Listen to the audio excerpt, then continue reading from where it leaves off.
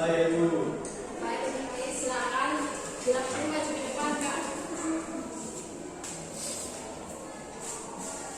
Baik Ibu dan teman-teman, sebelum kita mengawali kegiatan belajar mengajar kita pada hari ini, kita awali dengan doa. Izinkan saya membawakan doa menurut ajaran kepercayaan Katolik. Dalam nama Bapa dan Putra dan Roh Kudus. Amin. Nama Bapa di dalam surga, terima kasih karena Engkau telah melindungi kami dari kegelapan hingga pada pagi hari ini. Sekarang kami mulai kegiatan belajar mengajar, kami mohon padamu, lindungilah kami pada hari ini, supaya apa yang kami dapat pada hari ini berguna dan bermanfaat bagi kami. Nama-Mu yang kudus terpuji ini dari sepanjang masa. Amin. Bapa dan Putra dan Roh Kudus. Amin.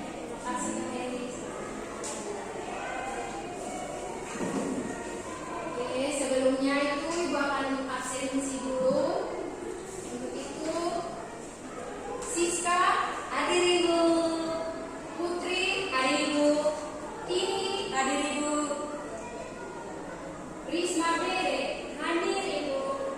Vera, hadir Ibu. Puput, hadir Ibu. Hendrikus, Hadir Ibu. oke, terima kasih semuanya hadir semua. Tepuk tangan kepada sini. Oke, jadi sebelum kita mulai pembelajaran, Ibu ajak kita semua untuk berdiri terlebih dahulu. Kaki ini dan berdiri. Semuanya berdiri siap dan yang pertama tarik nafas, tahan dan hembuskan. Ulang lagi, tarik nafas, tahan, hembuskan. Apakah semua lega hari ini? Oke, silakan duduk kembali. Terima kasih, Bu. Nah, dari kegiatan tadi ada yang tahu kita itu kegiatannya itu namanya apa? Tarik nafas. Betul sekali, kita tadi adalah melakukan pernapasan. Nah, sebelumnya Ibu ada mau menunjukkan sebuah gambar. Sebelum masuk ke materi ada sebuah gambar yang menarik nih.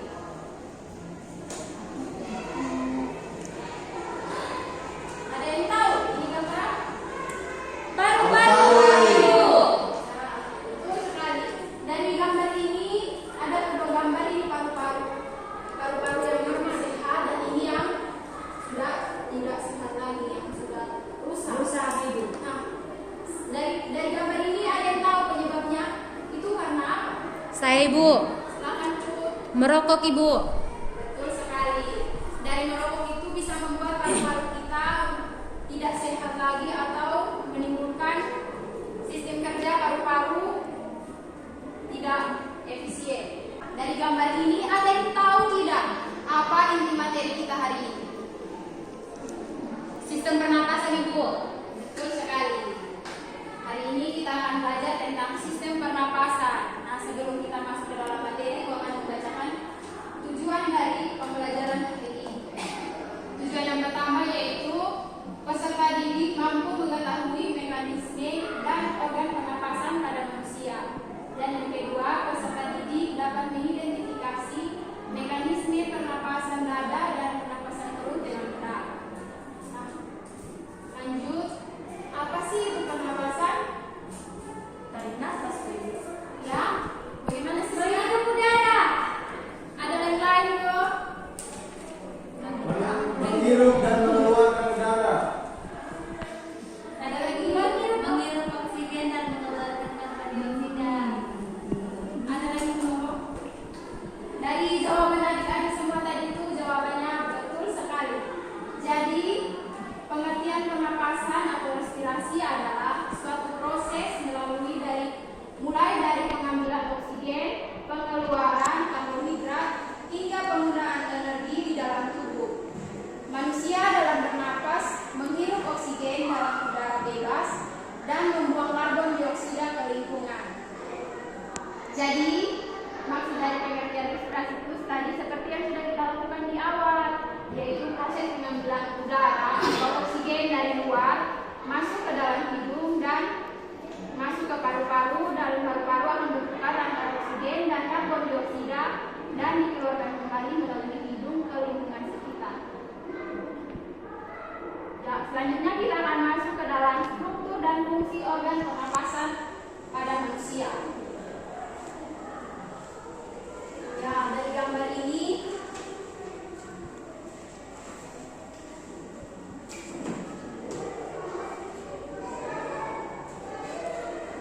yang sudah ditampilkan ini adik-adik bisa sama-sama lihat. Ini ada yang pertama itu rongga hidung.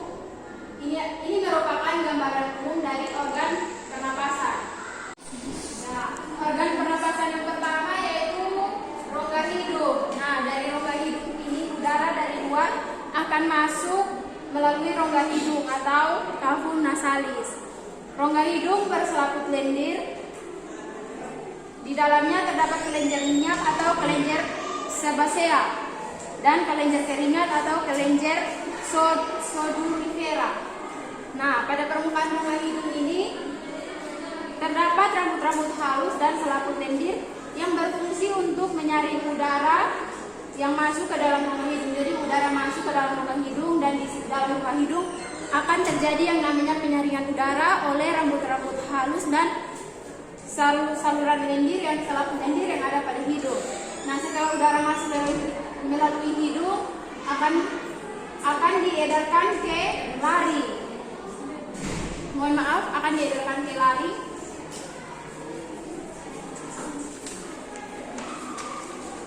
Dan di lari itu udara di dalam lari terdapat yang namanya epiglotis dan pita suara. Epiglotis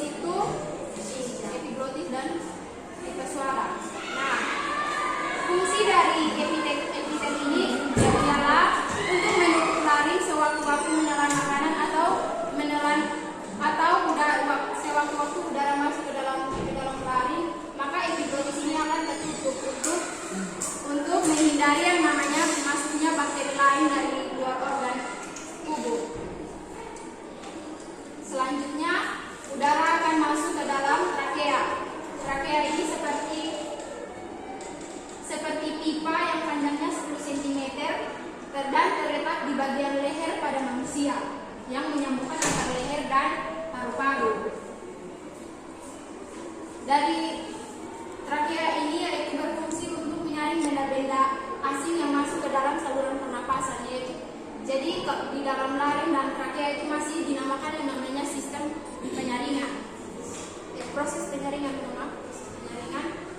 Setelah dari trakea akan masuk ke bronkus. Bronkus itu seperti dinding-dinding. Bentuknya seperti cincin-cincin dari tulang rawan yang membentuk dinding pada trakea. Nah, setelah trakea yaitu bronkus. Bronkus ini terbagi atas dua, yaitu bronkus terbagi atas dua cabang, yaitu yang pertama bronkus kanan dan bronkus kiri. Fungsi dari bronkus itu untuk melindungi organ-organ yang ada pada paru-paru, yaitu alveolus dan bronkiolus. Terus yang terakhir yaitu ada alveoli. Teman-teman bisa lihat alveoli yang ini seperti gelembung-gelembung yang mendekat pada trakea. Fungsi dari alveolis yaitu sebagai tempat bertukarnya oksigen dan karbon dioksida di dalam paru-paru. Oke, jadi adik-adik sekian materi yang bisa Ibu paparkan. Mungkin adik-adik ada yang ingin bertanya tentang organ pernapasan pada manusia yang tidak dimengerti, bisa Ibu jelaskan ulang. Sudah mengerti Ibu? Paham Ibu? Kalau sudah paham semua, kita akan lanjut ke materi berikutnya, yaitu tentang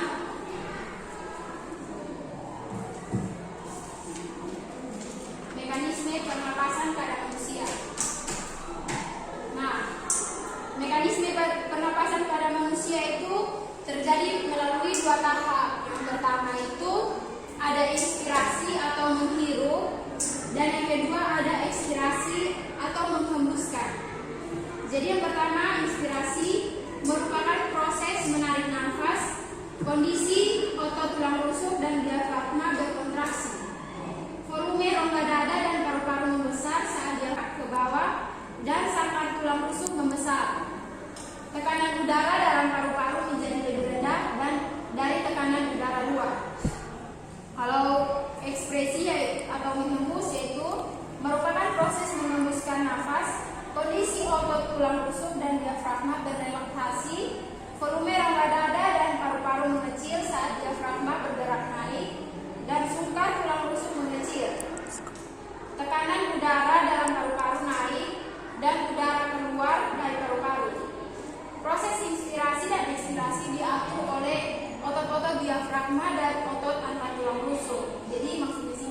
bekerja pada saat proses ekspirasi dan ekspirasi, yaitu otot diafragma yang bagian sini dan otot tulang rusuk yang di sini.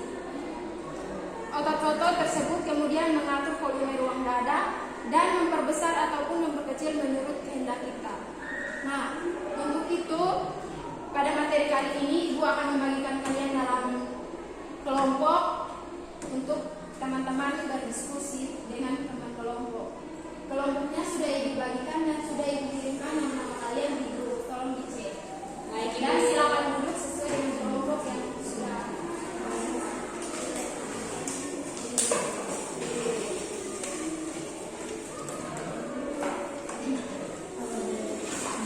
Sambil kalian mendiskusikan tentang pernapasan dada dan pernapasan perut, Ibu akan membagikan LKPD untuk kalian kerjakan dan sebentar dikumpulkan pada akhir pembelajaran. Baik, Ibu.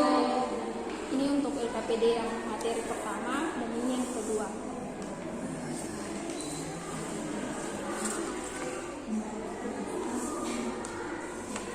Terima kasih, Bu. Selamat bekerja. Bernapas dengan perut ini bukan proses pernapasan dengan dada. Baik, terima kasih, Bu. Baik, Bu.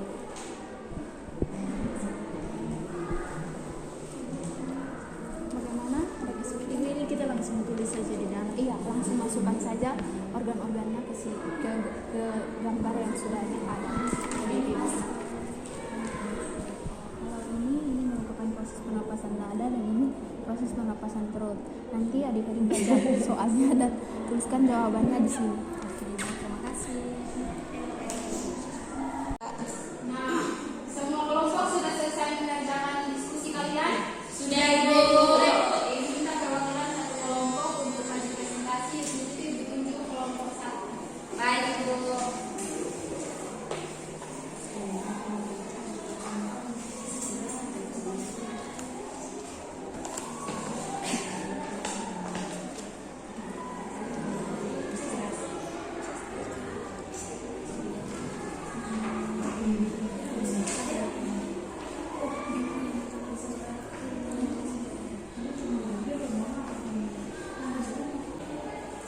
Selamat pagi, teman-teman. Selamat pagi. Baik, terima kasih atas waktu dan kesempatan yang telah diberikan kepada kami kelompok 1. Jadi, kami akan menjelaskan dua macam pernapasan pada manusia. Yang pertama, pernapasan dada. Ada dua tahap dalam pernapasan dada, yaitu pertama, proses inspirasi pada pernapasan dada. Proses yang terjadi ialah otot antar tulang rusuk keluar berkontraksi, tulang rusuk terangkat, volume rongga dada membesar, paru-paru mengembang, tekanan udara menjadi lebih kecil dari udara luar sehingga udara masuk. Baik, setelah materi selanjutnya saya akan memberikan kepada teman saya. Selanjutnya, ekspirasi pada pernapasan dada. Proses yang terjadi adalah otot-otot antara tulang rusuk keluar bereaksi, tulang rusuk akan tertarik ke posisi semula, volume rongga dada mengecil, tekanan udara rongga dada meningkat, tekanan udara dalam paru-paru lebih tinggi dari udara luar, akibatnya udara keluar. Nah, yang berikutnya inspirasi pada pernapasan perut.